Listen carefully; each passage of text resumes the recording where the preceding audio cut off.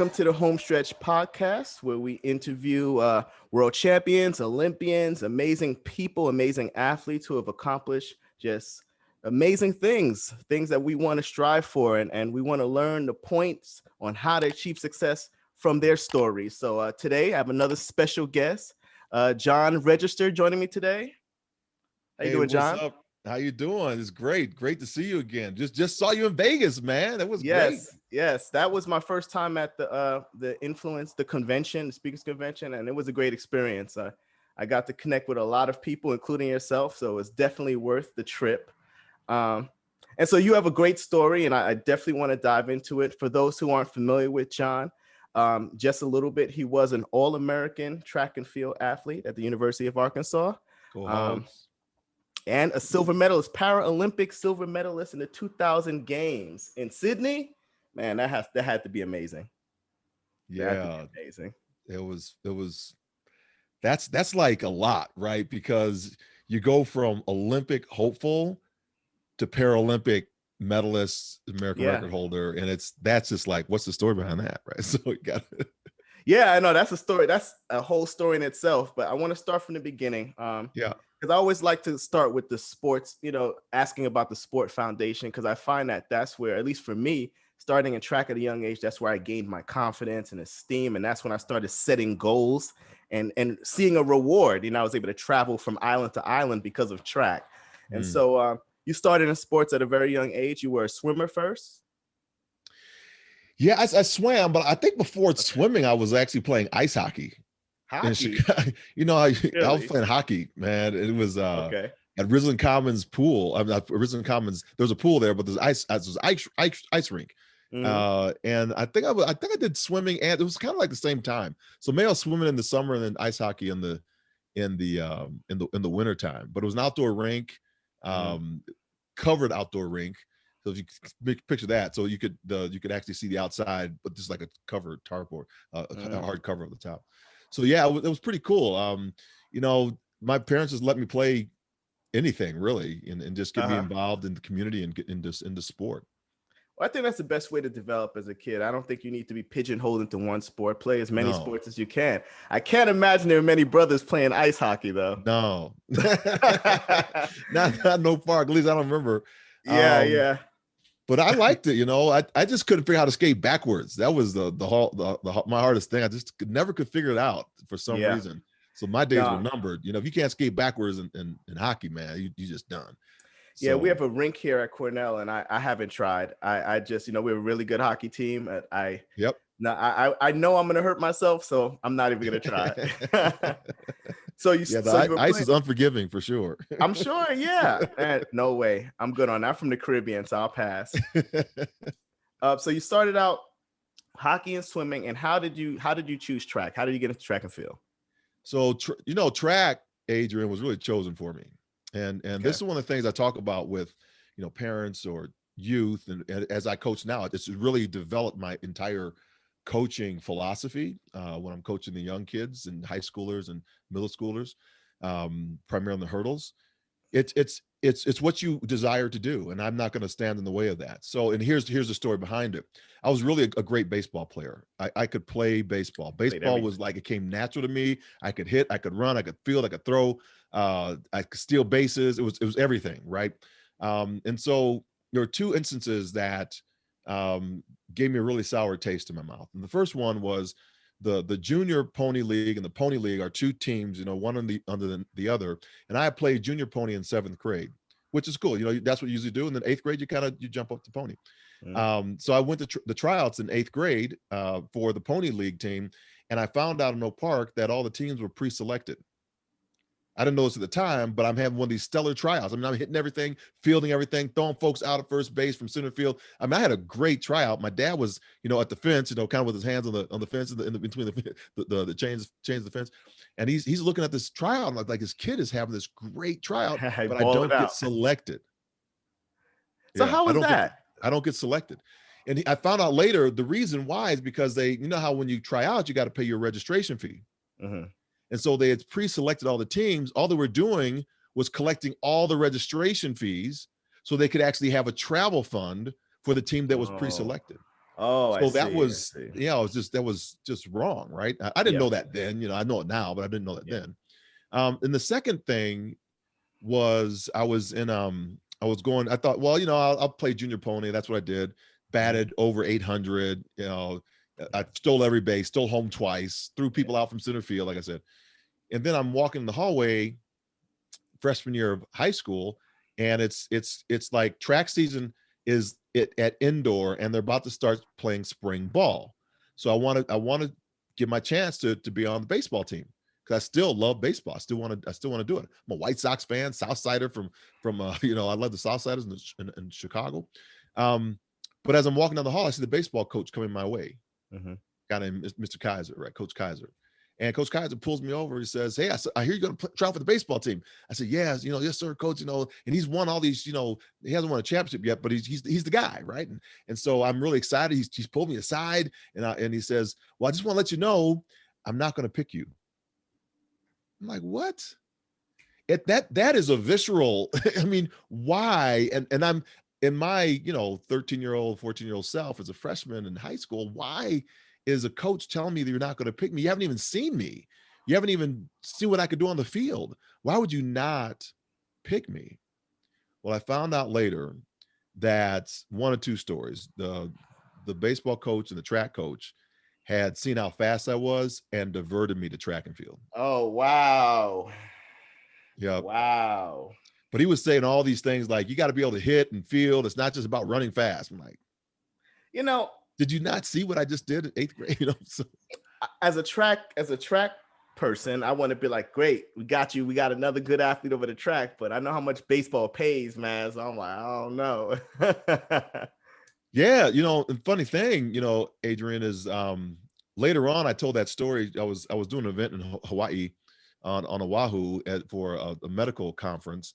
And I had a booth, and I was kind of just explaining the story. We're just chit-chatting around the booth. And I told that story to this guy, and he says, "Oh my gosh, I'm a baseball fan too. And I live on the island. There's some batting cages over, on the other side of the island. Do you want to go?" I said, "Absolutely."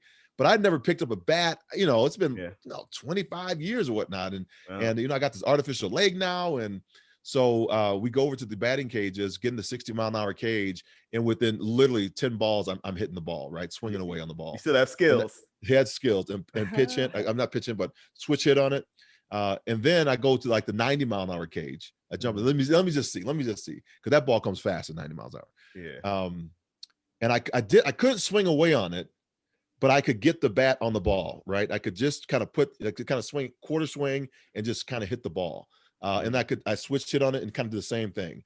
So, who knows what could have happened during that. And when we look back in life, that is really the only thing. The injury is not something I look back and say, yeah, I wish could have been different. The military, I don't think I wish could have been different. The only thing I really wish I might have been able to explore was baseball, because it was taken from me. It changes your whole story though. So, Yeah, that does change those things. Oh, yeah, it changes your whole story. So you can't even really, But that's why I won't let, I think, with kids and with parents, let them try everything. Let them try their passion. Let them just explore who they are. Because when you specialize too early, then the synapses of the brain, they start to get together, and at 25 you can't unbreak it. They're done. They don't want any more parts to do with it. Not only that, but how your muscle fibers operate and how they develop depends on the type of activities that you're doing. And even in literature, even though people don't follow the literature, but in the old IAAF stuff, it tells you at a young age, you should not be specializing. No. And in track and field, you should not be giving young kids distance. Yeah. You shouldn't be running them for tons and tons of mileage. You should be having them do a lot of change in direction to work on different muscles that I think have developed fully. Jumping, lots of coordination and balance type of things, and fast stuff, fun stuff. You can always build endurance and develop that end, but fast twitch and being fast and explosive and quick, you can ruin it. You can ruin absolutely. Try to run 100 meters and then come back and run the mile. Yeah, no, exactly. Like I could always run as a sprinter. I could still run a good 8, but those 8 guys aren't going to come down in the 100. Oh no.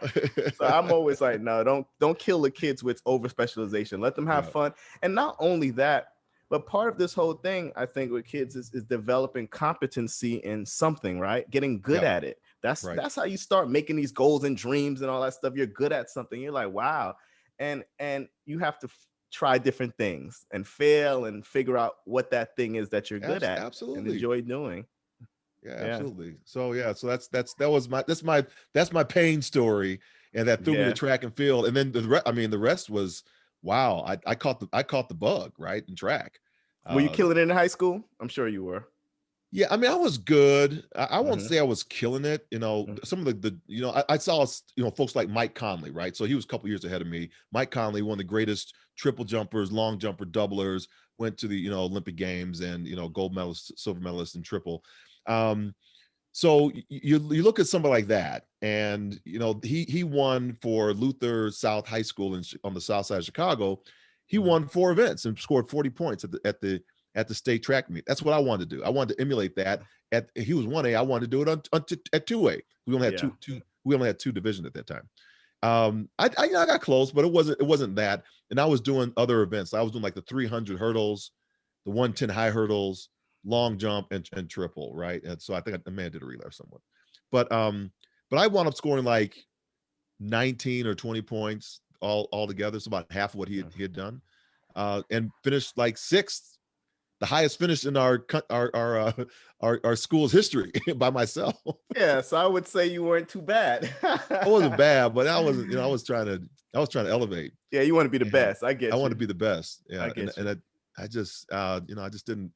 But then Arkansas did recruit me, and thanks to the University of Illinois, because I went down there for a recruiting trip. And I was about to go to Illinois. I was going to sign with Illinois. And a coach got me in the room and he said, I'll never forget it, man. He said, what do you think about your visit? I said, I love it. It was great. He said, well, I heard you're going to be a trader. I said, what? I said, I heard you're going to take a visit to Arkansas. You're going to be a trader to Illinois? I said, huh? And at that time, I didn't know where Arkansas was. I couldn't have pointed to you on the map. I would have failed geography, right? So I said, well, I started playing what I now know is country dumb. And I said, well, what does Arkansas have that I don't know about, that I need to know about? So let me keep my mouth closed and go down there and see what they got. And I saw, oh man, Mike's down here. Wallace Spearman's down here. Charles Moss, this other guy in Illinois, is down. I said, shoot, I think I want to go to Arkansas. These were all the people I used to emulate and want to be like. They're there. There was no internet, right? So I couldn't find out where people actually went to school. So that was a surprise for me with those 2 gentlemen down there. And I made the choice to run for the Hogs. Yeah, it's funny. I interviewed Wallace Spearman Jr. just recently. So he's like, yeah, I'm way faster than my dad. That was a baller, man. But he had a juice. He's not gonna give you that though. He had juice, man. He won't give you that, but he had juice. He can roll. Yeah, no, for sure. And so at Arkansas, you're running in the SEC. I mean, SEC is big time. I ran at South Carolina. SWC at that time. Oh wow, it was. Oh wow. So we were the only non-Texas school in the state in Texas. So it was us, Rice, TCU, Baylor, Houston. Who else was in there? That's a competitive conference. Oh my, Texas A&M. Yeah. I mean, it was rolling, man. It was like Olympic trials every time you step on the track. Yeah, no, I mean, that sounds like how the SEC was when I was, well, still is. So no, that's absolutely. Wild. And so you're a 4-time All-American, long jump, 55-meter hurdles, and 4x4. 4x4s, yep. Woo, some range. Well, so we had it was a junkyard relay, because you just whoever's left standing. We had 1 quarter mile or 2 quarter mile, and everybody else a long jumper. Yeah. So we had a 3:52 time trial, right? So the time trial, for those that don't know, this time trial, you kind of just see where your conditioning is right before was right before we went off on winter break, and then we do another one. We come back off winter break to see who actually did the work over the holiday. And so I was number 5 on the list for all the quarter mile, not the quarter miles, but everybody in the time trial. So the 3:52 time trial is if you add another X number of seconds, that kind of gives you a decent quarter, what you could actually run a quarter in. Yeah. So I was number 5. We had a kid hurt in when was it? It was a conference meet. I was done running. I'm up in the stands. I'm chilling. Coach Stanley Redwine, who now, Olympic coach for the distance runners and coaches at head coach at Kansas. He comes up and says, John, I need you to run the mile relay. And remember, I told you, this old Southwest Conference. You got Carl Lewis, you got Kirk Baptiste, you got, I don't do that. We got Gabriel Tiaco with the 400. These folks are all, Olympians, and no, I don't run 4 quarters, He said, we got a kid hurt, and you got to run today. And I said, no, you're the 5th fastest time. No, I don't do that. So he put me on that team on 3rd leg, said, just keep pace. I cried before I got on the track. I cried afterwards, head pounding, snot coming out my nose. Stanley comes up to me after the race, says, well, Big Reg, I got good news for you and I got bad news. So the good news is you just ran your first quarter, you ran 46.5. The bad news is you just made the mile relay team. Welcome to the 4x4. Welcome to the 4x4. I said no. Yeah. I should have run 50 seconds. Yep, that's how it goes. You go out there and split 46.5. Oh, you're permanently on the relay. Permanently on the relay. So next year we did well. We indoors. I think that was a team that when Michael Johnson was just coming in. They were complaining that they had to be in the slow heat with Arkansas Razorbacks. They were complaining. So we beat Baylor, took first. Woo! And then we finished second on indoor, and then outdoor we ran our second leg, blew up. I ran first leg 45.5 split, and then we finished in 3:02.29 was our. Ooh, you guys were rolling, yeah. We were rolling. UCLA won that year 3 flat. Yeah, but 3:02 is still flying. Oof. So yeah. No, that's. It was fun. No. Yeah, I remember those days too. I ran on the 4x4 in South Carolina, man. It's I also remember the days when I didn't want to run, and you're like, oh no, you're up. You're up. You try everything you can to get out of that 4x4. Man, it's time to go home, man. I want to. Yeah. You go because you're gonna hurt. Yeah, and you think being in the stands gonna protect you, like coach not gonna get you up out the stands just because you got popcorn in your hand or something. Like, nah, you warm up. Warm up, yeah. I have pin relays. I have funnel cake, man. I was eating funnel cakes. Oh no. So after a successful collegiate career, you went on to join the military. You spent 6 years in the service in the U.S. Army, part of Operation Desert Shield and Desert Storm.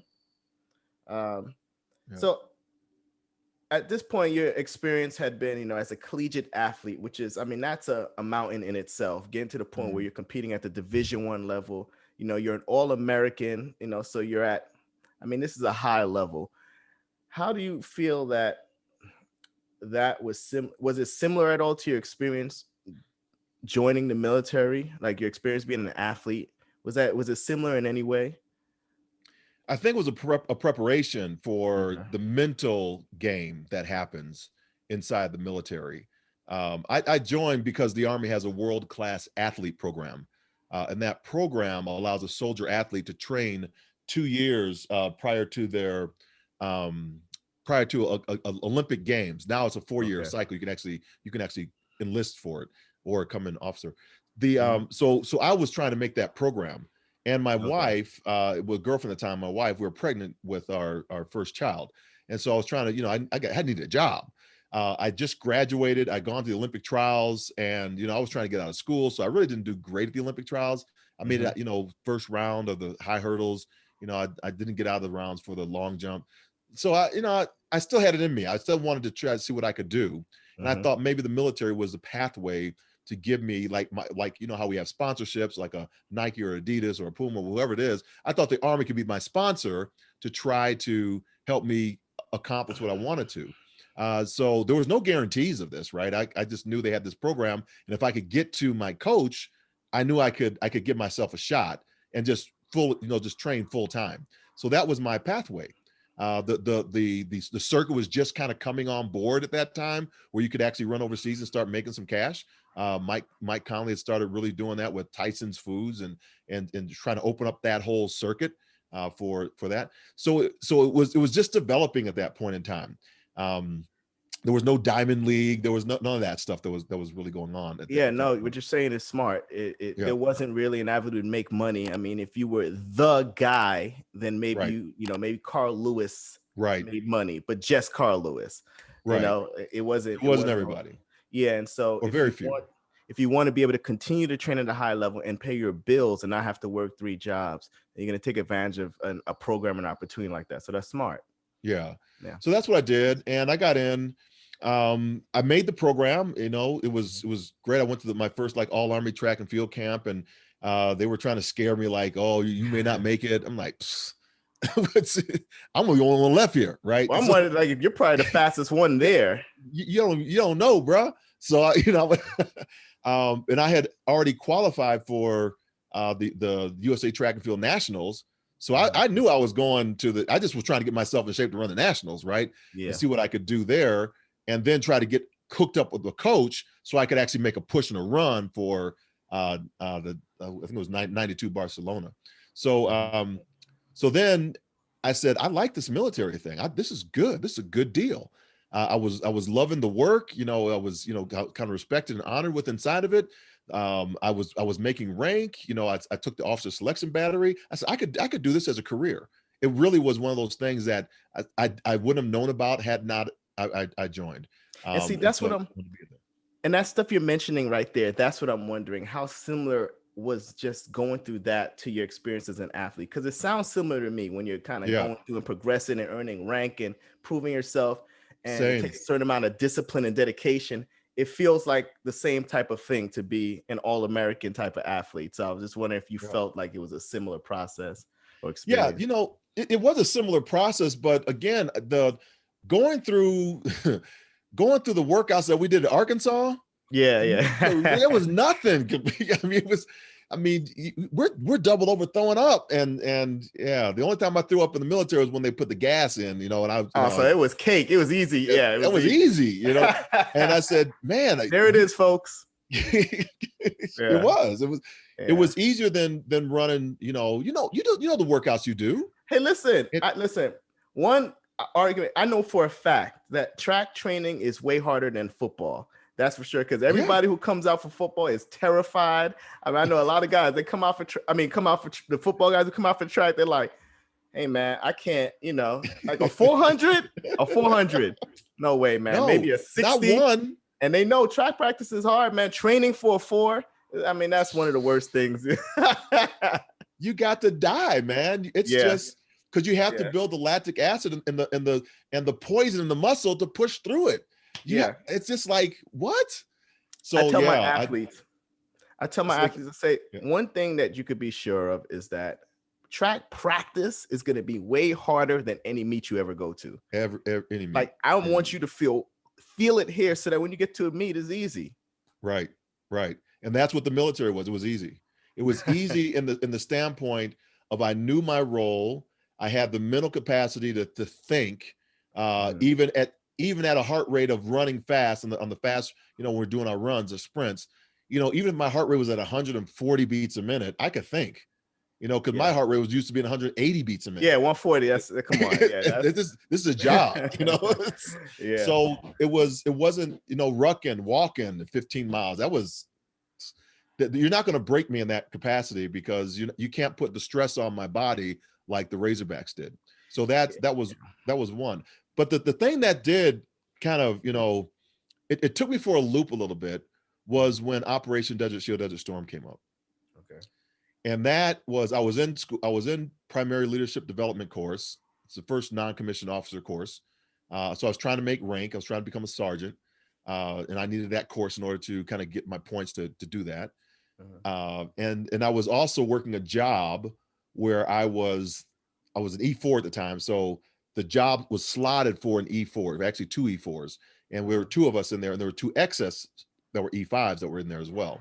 And that was also a loss to the unit because I'm about to go to San Francisco to begin my Olympic training because I qualified for the program. So I was a 3-time what they call winner because I was non-deployable. I was in school.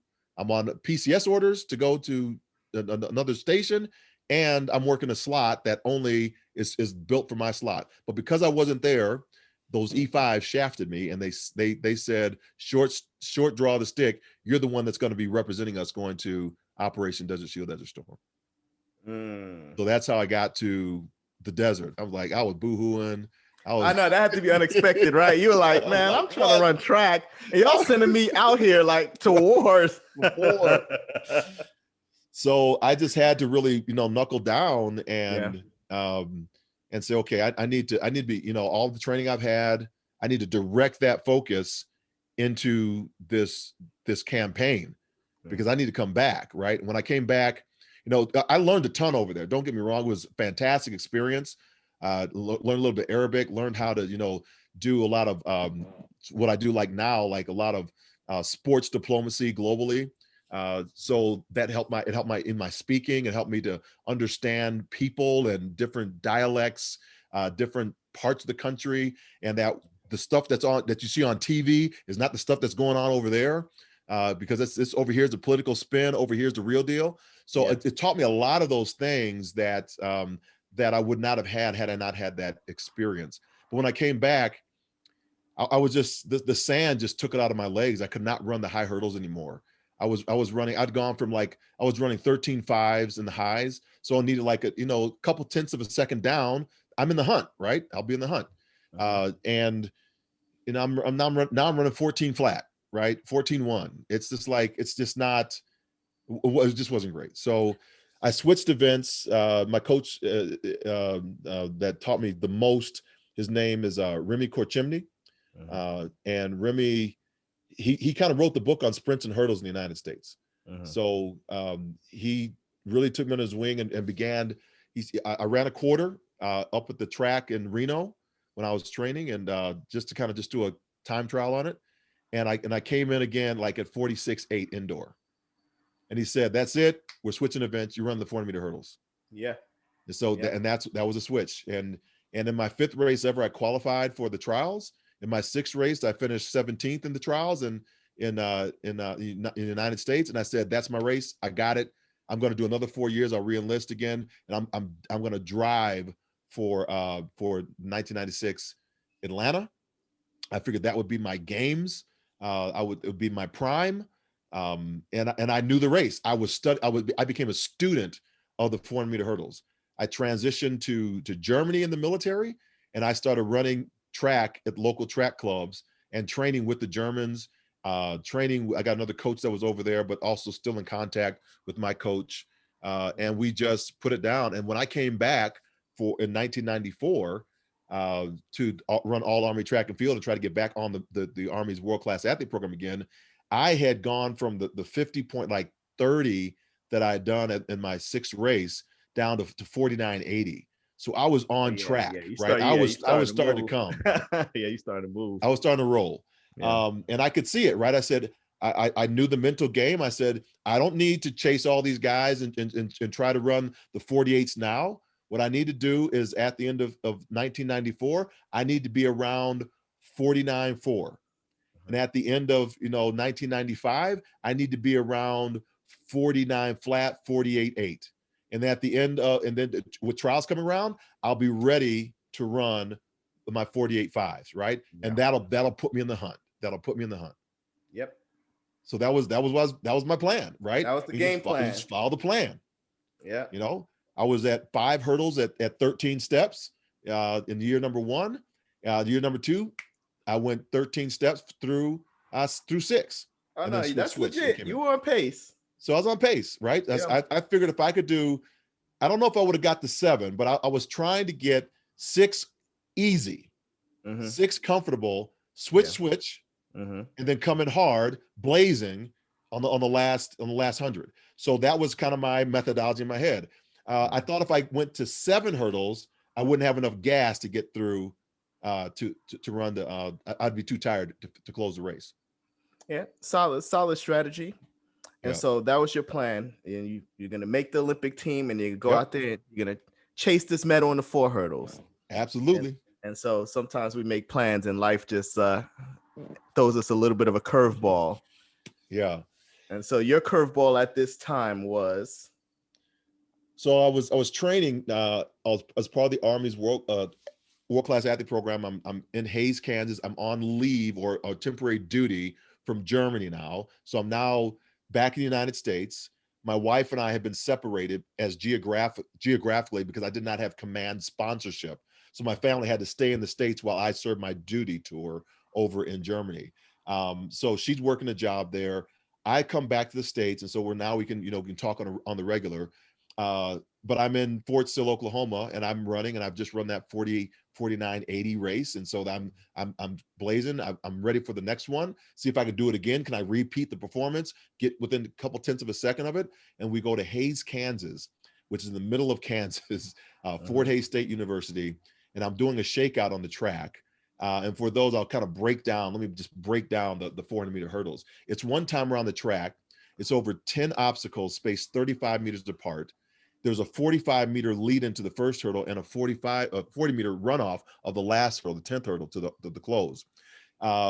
Usually a hurdler would take about 21 steps to the first hurdle from the blocks to the first hurdle, and then 13 steps, as we talked about earlier, down the backstretch. So that was I was doing that for the first 3 hurdles, and I'm approaching every hurdle at the speed of about 8.9 meters per second, which equates to really fast. Well, it equates to about almost 20 miles an hour, 19 and a half to 20 miles an hour. So the wind's blowing really hard in Hayes, Kansas, and I'm having problems with my steps. I'm getting 21 steps, 22 steps to the first hurdle. So that means I'm going over with my right leg, or it comes up with the left leg. I got to take it with my left leg. And I'm ambidextrous. I can do it with any leg. Doesn't really matter. But in hurdles, as in life, you just want things to stay the same. Same thing with the 13 steps for the second hurdle. I'm getting 13 steps and 14 steps because of the wind. And same thing with the third hurdle. 13 steps, 14 steps with that. So I'm like, man, can I just get one consistent? So I get back in the blocks and I say, I'm gonna, no matter the wind, I'm gonna push through this one because I want to set the race to try to be consistent for the next day. So I get in the blocks, jump out the blocks, 21 steps to the first hurdle, I'm on. Second hurdle, 21 steps, 13 steps to the second hurdle, right leg leads, I'm on again. And I feel that Kansas wind push against me. But I really pushed back against the Kansas wind this time, and I realized about 6 steps out, I'm going to be short and have to take with my left leg. No problem. Off the right leg, go across the hurdle with my left leg. When I land, I hear, and my body sails and twists in the air, and I see my left shin pass in front of my face. My shoulders hit the ground, and I bounce to a halt. I do a quick once in my body. I look at my shoulders. Shoulders are okay. My waist is okay. When I see my knee has risen up, the patella has risen up 3 inches up my femur bone. My left leg is now canted across my right leg, and my foot's touching the black surface of the track. And it was devastating. And before the injury, before everything kind of really starts and the pain sets in, you have this kind of moment, right? This moment of what just happened. It's kind of this bewildering moment. And I want to, if I can get it up, I would like to show you a picture of the injury that day. So I want to see if I can just kind of share the screen. If you give me sharing rights, I want to share the screen and just kind of show the folks there what's going on in this photograph. And so you can see. Let's see here. Oh, that's a chat box. I can't do that. It's not going to be a chat. So as I'm laying on the ground, I have, I don't know if it's going to work. I'm not sure if it's going to work. Should. Okay, there we go. If not, we can edit it in. We could add it so folks could see it. Oh man. So if you look at if you look at it, right, you see my foot's on the ground and you see the head of the femur trying to push out from the knee. And my knee is actually where that gentleman's hand is, where the finger's pointing down. Oh my goodness. And then my head, you see that I have a very calm look on my face, but I have a fist. My fist is clenched. That fist is balled up. The fist is balled up, right? So I'm in tremendous pain, but I'm trying to remain relaxed, right? Yeah. So that's the pain of like the quarter mile. You are in pain, but you want to look relaxed through it, right? Yeah, you definitely have a pain tolerance. The pain tolerance, right? So you have Dino Napier, who he ran for LSU. He ran 2011 in the Olympic trials in '96. Ben Curitan, I'm supposed to go to officer candidate school with him. He's in the white shirt looking backwards, cradling underneath my head. And Tony Yeah. Sylvester with the white ball cap and the glasses, he's a combat medic. And so he knows exactly what to do. He saved over, tens lives over in Iraq and Afghanistan. So they know what to do, but I'm in a bad state. And the only thing I can think about at that time is just get up. Just get yourself up. But there's no way, right? Everything's gone. I just wanted to not be like this because I've just run a 49.8. I'm on the trajectory to make the Olympic team. I'm going to officer candidate school. My whole life is before me. And so they whisked me over to Hayes Medical Center. They reduced my knee, which means they popped it back in place. The legs swelled up. I passed out. And 7 days later, I wake up. Well, I'm in and out, but 7 days later, I'm faced with one of the toughest decisions where my wife, Alice, is holding on to my left hand. My parents on the opposite side of the bed, little John Jr., he's 5.5 years old, playing with a little toy train at the bottom of the foot of the bed. And Dr. Randy Mullins comes in the room and says, "Yeah, John, you got a tough choice to make. You can keep your leg and use a walker or a wheelchair for the rest of your life, or I can amputate your leg and you can use a prosthesis for the rest of your life." Man. Yeah, what kind of choice is that? Yeah, that's a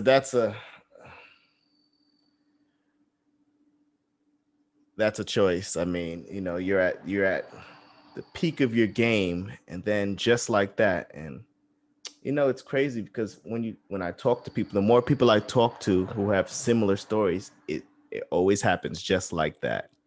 It's like you're at the top of your game and you don't expect anything like that to happen, and all of a sudden, bam, and you're faced with the toughest decision of your life. I'm sure. I can't even imagine being confronted with a decision like that. Yeah, it was hard in a way, but also easy, right? It was. I think Adrian. I think what it was is it's the acceptance first. Once I accepted that, yeah, there's no way I'm going to Olympic Games. There's no way to recover from this type of injury. The doc says my leg's gonna be fused, my knee's not gonna be able to bend, except for like 15 degrees, and probably have to take an amputation later in life. It was pretty quick. The decision was I was in so much pain. There was the pain that spoke first. So I said, if I can just get rid, my medical doctor Regan said, if I just get rid of the leg, I'll get rid of this pain. So that's real pain right there. Yeah. Yeah, that's real pain when you're like, hey, look, just get rid of it. Just get rid of it. It was tremendous. I mean, I'd never felt nothing like that before, right? Yeah. Heart rates at like racing at 135 all the time. So I'm glad I was in great shape because, if I was overweight or wasn't in shape, and 135 is a stressor, right? But for me, it's my resting heart rate before I start another run. Yeah, that's recovery. My recovery, I would be ready for another run at 120. Yeah, like that was 120. Right. As far as my coach was concerned, I was fully recovered at 120. Fully recovered. Right, 120, you're good. When I'm timing the kids to do this, 6 seconds. Let me know when you get. So they're like, yeah, they try to lie on me now, right? So because the pulse doesn't lie. So. And so your injury, you hyperextended your left knee, and and from what I looked at, resulted in a severed. Okay, I don't think I could pronounce it. Popliteal. Okay, there we go. Yeah. And you're on one of the arteries, and that led to you developing gangrene in the leg. Right, because the arteries, they take blood away from our heart to the organs and the places that we need it, right? So with that artery severed and broken, there was no blood flow going to the lower portion of my leg. And so the leg just started dying. Oh my God. Yeah. Because there's no oxygen going to it. Yeah. And so it goes real fast. Think about how fast our brains will go if there's no oxygen going to the brain. It just starts immediately. It starts dying. So my physicality was trying to protect itself. So it was shutting things down to try to preserve what it could preserve. So that's really kind of another thing that kind of saved me. So you make this big decision, and now where are you from here? Because some folks are going to be in a rut for a long time. I mean, that's it could be like, look, I'm done, or you could have a completely different approach and be like, you know what, this is what I have, but I'm choosing my own path. These are cards that were dealt, and I'm going to take them and I'm going to do this with it or do that with it, or I can still accomplish this. So what was your next move, or where was your mental state at that point? Yeah, it was a both and. For sure, you know, I think a lot of things in my life had led up to this moment. So I wasn't in the like despair, but I did have my night, what I called my night in Gethsemane. So I'm a believer, Christ. And so I believe that not just things that happen for a reason, not just that, but there was things I was doing in my life that led up to this point in time, which people were watching. How am I going to come through this? Because I'm saying one thing, and will my actions in this time of testing actually equate to what I was living or said I was living? So we don't know what we would do until we actually get into a test. We think we know what we're going to do, but we don't know until the test actually comes. Our character is who we are when no one's watching, yes. Our character also is what we stand for when everyone is watching. And our character is actually revealed during our times of testing. So this was a test. And, you know, and a lot of people heard on the track when I heard the leg snap that the first word out of my mouth was hallelujah. I don't remember it. This was an eyewitness. These were eyewitness accounts of people that were around me when it happened. So there was something on the inside of me that came out during my time of testing that was aligned with who I said I was prior to that moment. So that's the first thing. The second thing is I did have my downward spiral. So let's not get it twisted. It wasn't all rainbows afterwards, right? I went down this downward spiral because when I woke up from that surgery, I was in a hospital room, 11 o'clock at night. I'm by myself. My wife's not around. I don't know where anybody is. And I was in more pain than my male deductive reasoning had reasoned. And I wanted something to knock it out. So there's a morphine drip button over here. I'm too weak to roll over to press the button. But there's a nurse's aid station out there. I can see them outside my door, but those tubes that have been down my throat made the sound too inaudible to get their attention. So there I lay in that bed for the next 8 hours with my dangerous thoughts. Who am I now? What's my identity? Will my wife still stay with me? My son still see me as his father? Do I still have a job in the military? Can I support my family? I mean, my Olympic dreams are over. At 8 o'clock, Dr. Mullins, he comes back in the room, sees I've done a 180-degree shift in my countenance. I'm on this downward spiral path really fast. So he immediately calls my wife, Alice, God bless her, who's over at the hotel trying to manage herself, John Jr., her mother-in-law. The doctors and nurses told her to go home because she had been with me all that time. They said I would sleep through the night. I didn't.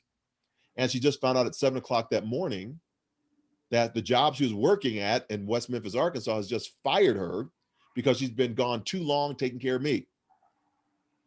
And this saint of a woman comes over, takes them 45 minutes to get me out of the bed, into a wheelchair, wheeled out to an inaccessible playground where I'm parked in front of the little gravel, watching my wife and my son play on the swings. And I couldn't push myself out of that chair.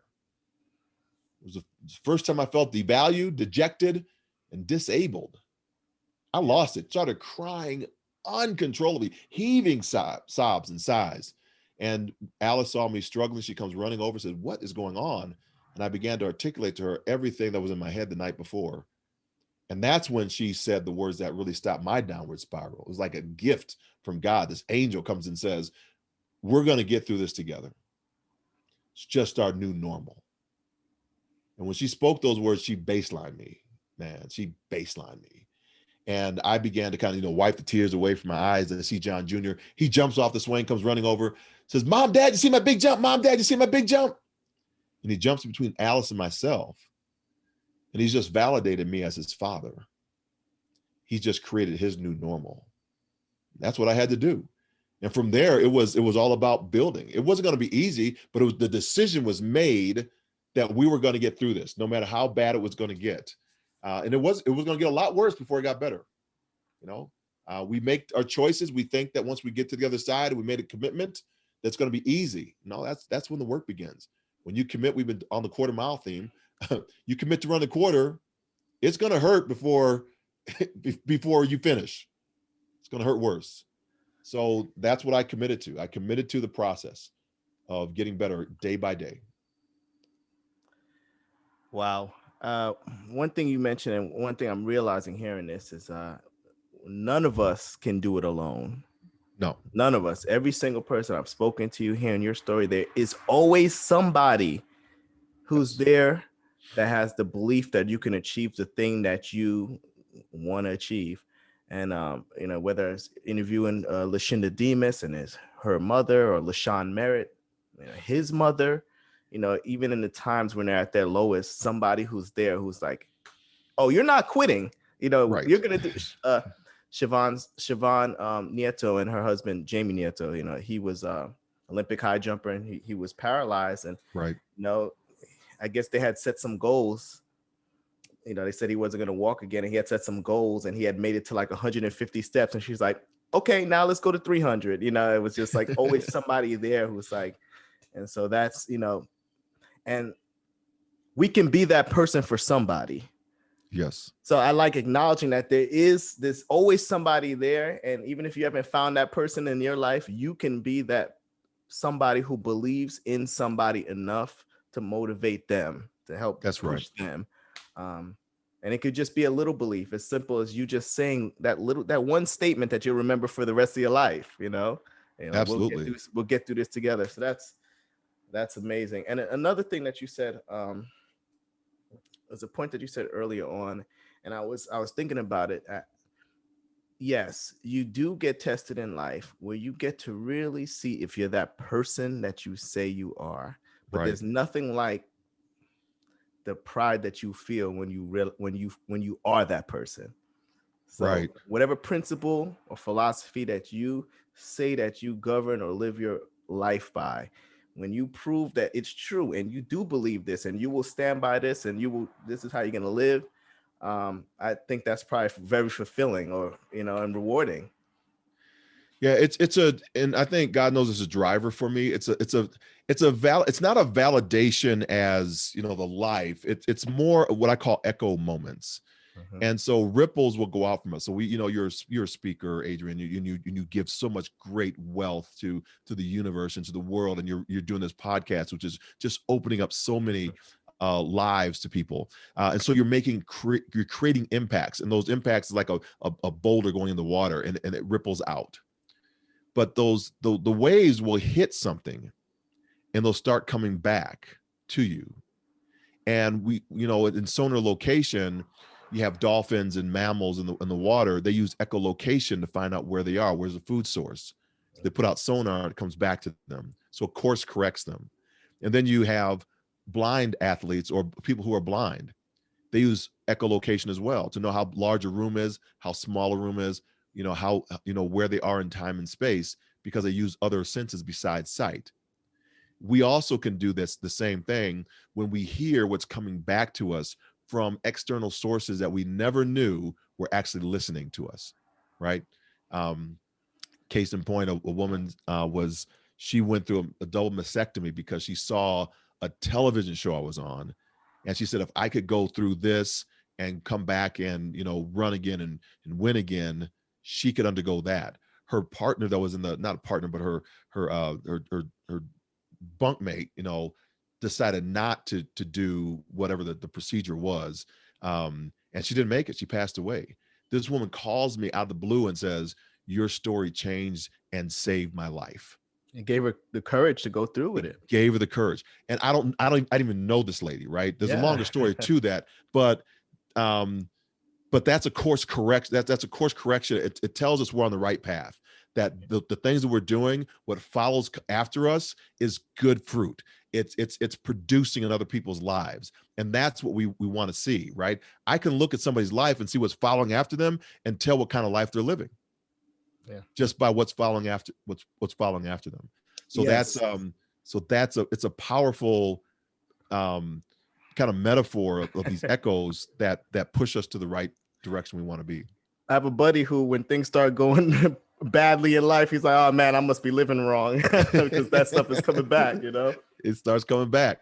I know you said you had to go pretty soon. But I just, we get to this point in your story where you went ahead with the amputation. Yeah. And in 1996, you were able to make the Paralympic team, and you competed in the 50-meter freestyle in swimming. And then you came back in 2000 and competing in the Paralympic Games in track and field in Sydney, Australia. You won the silver medal in the long jump, and you broke the American record jumping 17 feet 8 inches. And you got fifth in the 1 and the 2. So, I mean, so I wanted to just get that out because we're only at this point in your story, and we could talk for another hour from this point to everything. We got time. We got a few more minutes. Everything that you experienced from the start of your recovery to becoming a silver medalist and American record holder. It's like you've lived so many lives in one life, becoming an NCAA athlete, being in the military, and then, going through this low point, this rock bottom, facing this crazy decision where you'll never think you'll be an Olympic athlete again, and then becoming an Olympic athlete in 2 sports and breaking an American record. So all of that shows, you know the keys to being successful in this life. There are certain things that are consistent that you have to do. And before you go, you got to tell us, if you could just leave, and you've already left some amazing gems, but if you could just lay it out, what does it take if you want to be successful, if you have a goal, if you have a dream, what does it take to achieve that, or even to just pursue it? So I want to tell the folks I'm gonna be a little bit late. I got to break this one down. Okay. So remember, Alice tells me this is just our new normal. So part of what I chat about now, and we always are evolving, right? The Olympic motto is swifter, higher, stronger. Those words are not written in the superlative of the word. It's not swiftest, highest, or strongest. Yes. It's written with an ER stem ending that, Adrian, you can be the swiftest today. You can be swifter tomorrow. You can jump the highest today, jump higher tomorrow. You can lift the heaviest weight today, lift heavier weight tomorrow.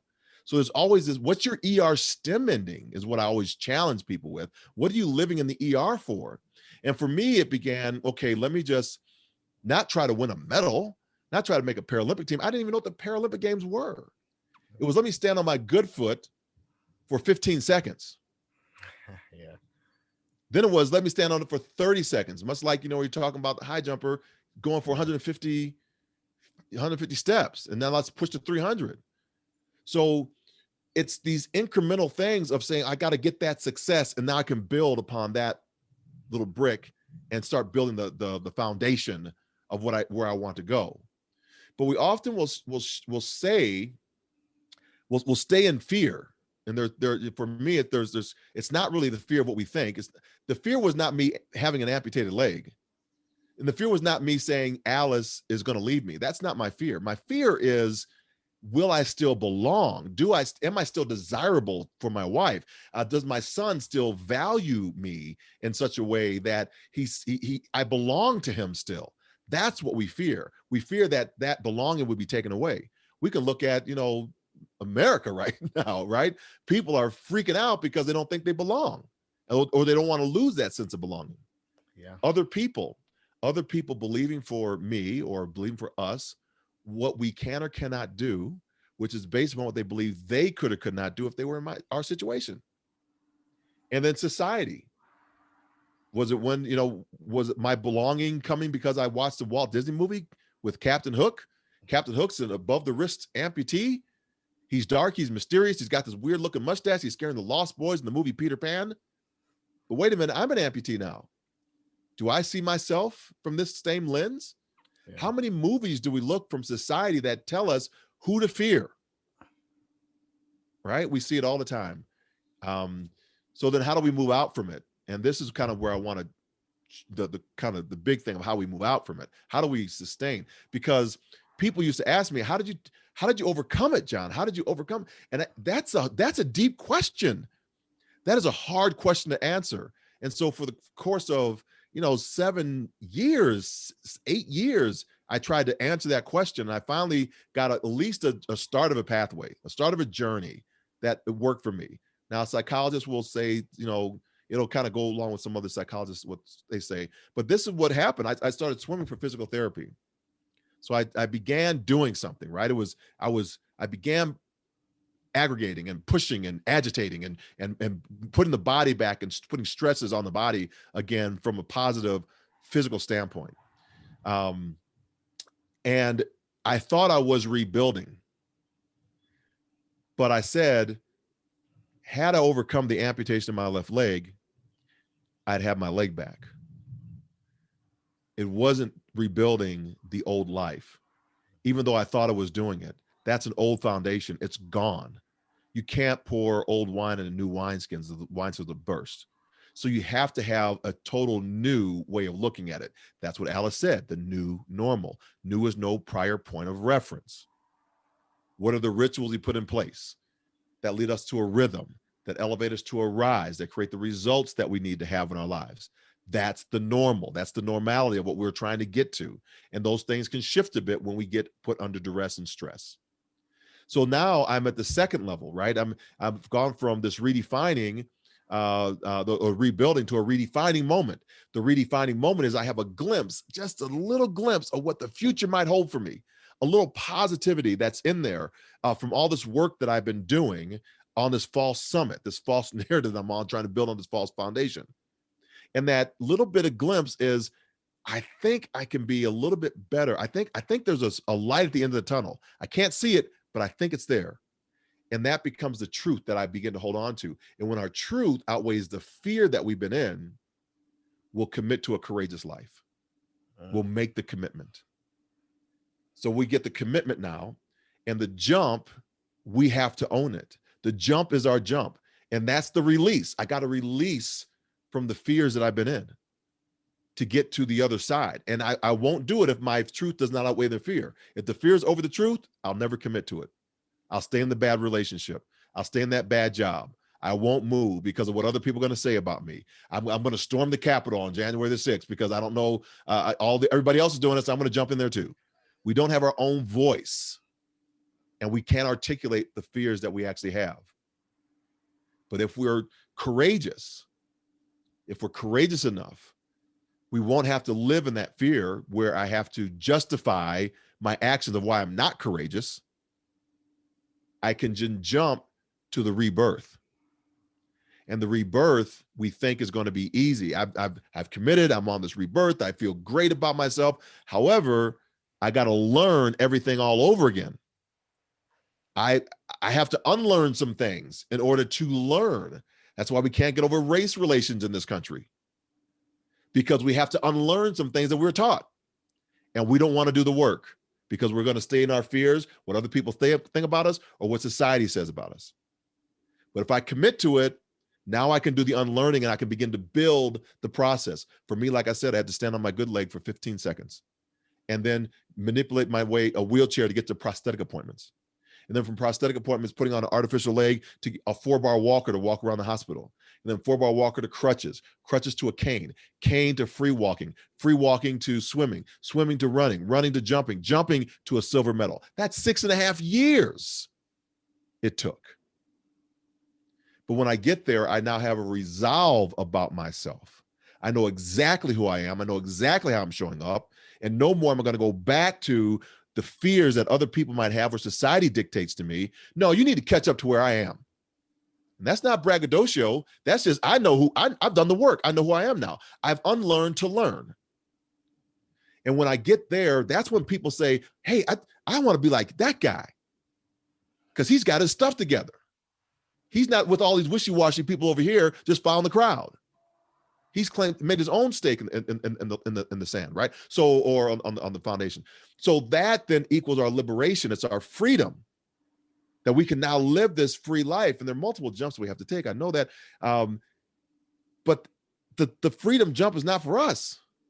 We think it is until we see somebody else back there in their fear. And now we want to bring them along the pathway and leave legacy to build somebody else. But the jump, to make no mistake, the jump is their jump. So that's what happened. I started swimming for physical therapy. I got so fast in the water that I somehow messed up and made the Paralympic swim team. Yeah, no, that's what I'm getting from this. I'm hearing you, and it's like, start doing the work. Start doing the work. And as you're doing the work, you'll start seeing glimpses of where it could go. Right. And then, so that becomes your truth. And you do enough work to where that overcomes the fear that's holding you back. Yeah. That's what I got from what you say. You got to start doing the work. You got to start doing the work. And, then you'll start getting at that truth, right? Yeah. So you just started rehabbing. All of a sudden you're flying. You're like, whoa, okay. Now I'm seeing an opportunity, an option that wasn't there before. Absolutely. Now there's something else that's obtainable because you started with the work. So I like that. You start the work. And now now I get the swim. So I'm there at the Atlanta at the swim. I'm supposed to be on the 400-meter hurdles. Yeah. I'm swimming. Yeah. And the most beautiful thing that happened during that whole process, Adrian, is when the 400-meter hurdles went off for the Olympic trials, I was walking along the upper deck because I had some athletes there in the Army's world-class athlete program. I was now a sports specialist helping them get there. So as I'm walking, those that had not qualified for the finals, they're in the stands. They're all sitting together. And they called me up to come sit with them to watch the 400-meter hurdle finals. Best moment, one of the best moments of my life. Wow. Yeah. Man. They honored me for the belonging. We know that you were on this pathway. We know that you probably were going to be in that finals down there, right? So come watch with us, right? You're still part of our community. You still belong. It was absolutely beautiful, right? So then I see athletes running and jumping in Atlanta on artificial limbs. I said, what am I doing in the swimming pool? I need to be back on the track. That's my juice. That's there. So I had a leg made for running, relearned how to run, relearned how to jump. And then 4 years later, won the silver medal in the long jump, set the American record at 5 meters 41, like you said, 17.8. And the world record at the time was like 17.8.5. So a centimeter, just like a centimeter over. So the world record holder had to break his world record, tie it or break it to beat me that day. Right. So I pushed him. Because you never count out the gold medalists ever. Ever. But I'm gunning for you. That's for sure. Right. I'm gunning for you. And he knew it. And so he had to pull out the best jump of his life to win that, to repeat as champion. So that's, and I'm okay with that. Right. He earned gold. I earned silver. The other guy earned bronze.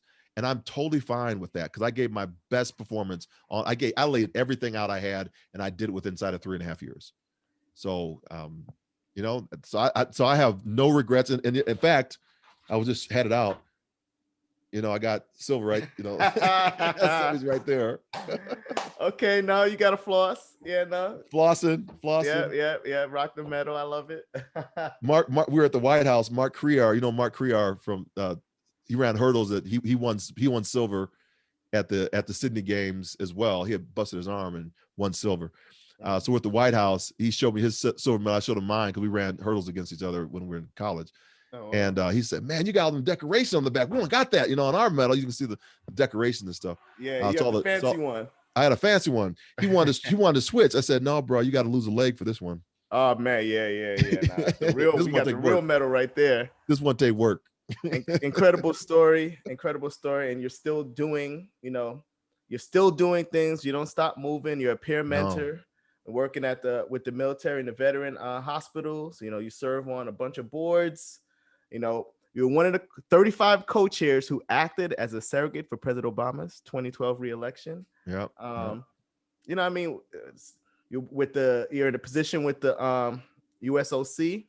And you birthed the USOC Paralympic military program, which uses sports to assist in the recovery of wounded, ill, or injured service members. So, you just, you found your purpose and you're out there just passing along the message. You're supporting folks. It's a beautiful story. It's something to aspire to. Absolutely.